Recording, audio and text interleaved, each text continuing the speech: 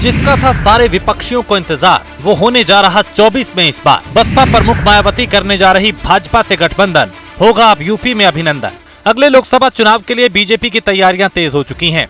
UP में BJP ने clean sweep की रणनीति तैयार कर ली है। पिछले कई दिनों से बीजेपी और जयंत चौधरी की आरएलडी के बीच गठबंधन की चर्चा चल रही थी।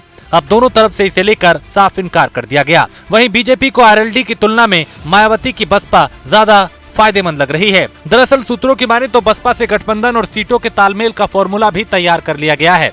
बीजेपी नेताओं का मानना है कि आरएलडी से उतना फायदा नहीं होगा जितना बसपा से गठबंधन होने पर मिल सकता है। दूसरी तरफ मायावती फिलहाल विपक्षी दलों के गठबंधन और बीजेपी के गठबंधन दोनों से दूरी बनाकर चल रही है।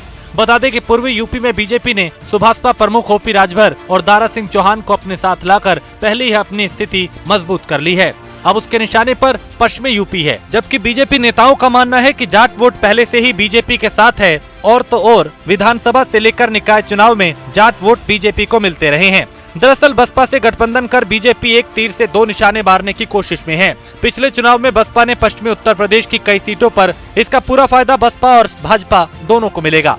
इतना ही नहीं, अगर बसपा से गठबंधन हुआ तो समाजवादी पार्टी के साथ आरएलडी का भी खेल बिगड़ जाएगा।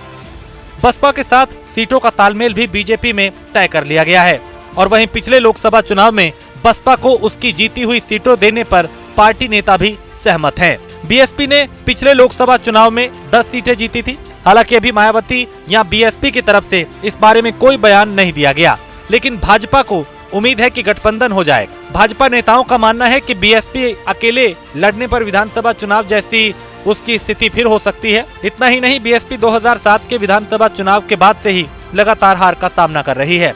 2012 में समाजवादी पार्टी ने बसपा को हराकर यूपी की सत्ता हथिया ली, लेकिन 14 के लोकसभा चुनाव में भाजपा की सुनामी आई और समाजवादी पार्टी ने 5 सीटें जीती, लेकिन बीएसपी फिर एक बार बुरी तरह हार गई।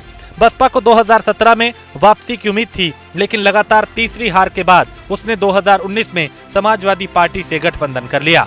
तब उसे 10 लोकसभा सीटों पर जीत मिली। दरअसल बसपा इस समय अकेले नजर आ रही है। बीएसपी का वोट बैंक यूपी में ही है।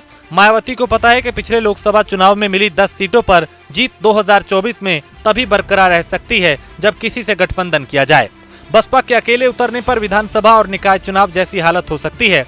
बीएसपी की इसी मुश्किल को देखते हुए भाजपा की तरफ से गठबंधन का पासा फेंका गया है।